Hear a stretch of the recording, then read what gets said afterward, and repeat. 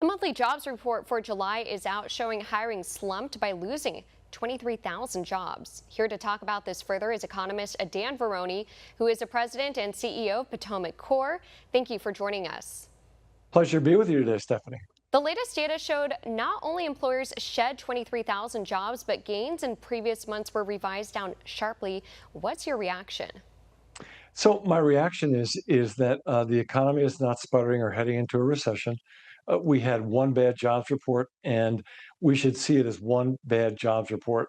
The overall economy, in terms of private investment, in terms of retail sales, in terms of strength of the consumer, actually is very good. We've also seen small business jobs, by the way, according to ADP from January through last month, grow at around 350,000 new jobs. So this is one bad report. We shouldn't overreact to it. A lot of the essential pieces are in place, and I think we need to focus on where we go next. And the Federal Reserve decided to hold interest rates steady at its latest meeting. The Federal Open Market Committee's next meeting is in September.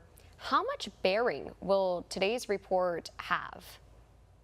I think there was a lot of concern, a lot of talk in the market and on the business channels that they expected that the Federal Reserve, based on what they were seeing in terms of inflation, would raise rates. I think today's report have lowered chances of the Federal Open Market Committee raising rates come September.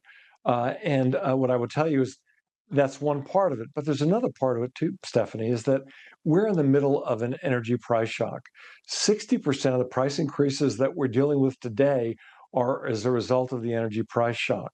So when the energy price shock goes away, those prices will come down. So I think that Fed Chair Kevin Warsh has got that top of mind. I think today's data will be top of mind, but I think there'll be another jobs report before the Fed meets next. And I think the inflation numbers come out next week, and we'll have a better sense of what they'll do.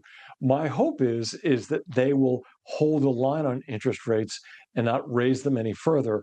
I believe the current rates are restrictive enough.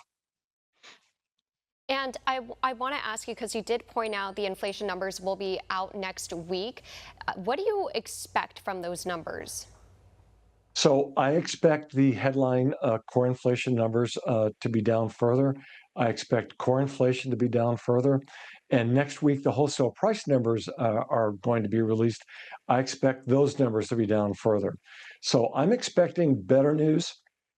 I don't think the inflation numbers will come in at 2%. I think they'll be over 2%, but I think we'll see an improvement month over month and year over year. And then how is this all impacting investing and even hiring decisions moving forward?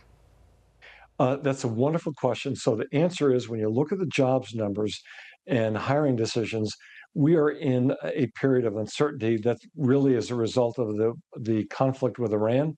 I think when the conflict ends, I think the uncertainty ends. But now that I've said that, I want to emphasize there's things that we can do policy-wise to uh, really put a damper on that uncertainty. And here's what I mean by that. I think there needs to be serious permitting reform because I think that permitting reform will help us build more refineries and generate more oil domestically. What's more, it'll help our small businesses create and produce more jobs. As it is, small businesses create 2 out of 3 new jobs. So I think permitting reform is absolutely essential. And I'd hope that Congress and the administration focus on that as soon as possible. Well, we'll have to see what happens. Again, Dan Varroney, the Economist CEO and CEO and founder, rather, of Potomac Core. Thank you so much again for your time and insight. Pleasure to be with you today. Thank you.